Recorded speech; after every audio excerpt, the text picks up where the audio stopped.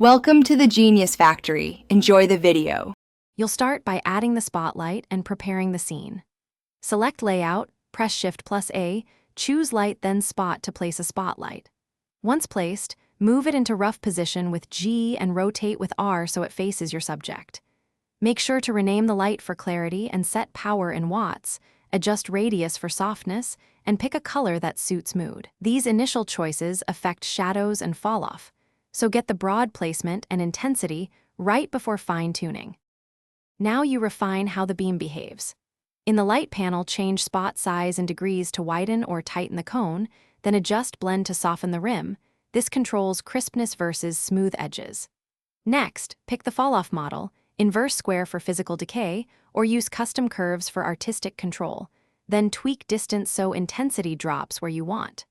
Finally, enable contact shadows and set distance and bias to reduce artifacts. These steps give natural-looking illumination and cleaner shadow transitions.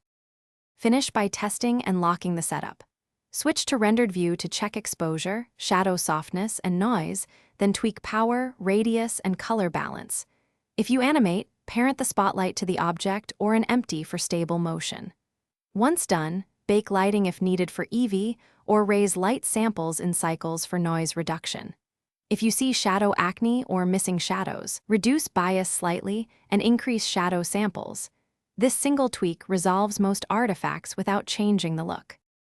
Thanks for watching. If you found this helpful, don't forget to like and subscribe.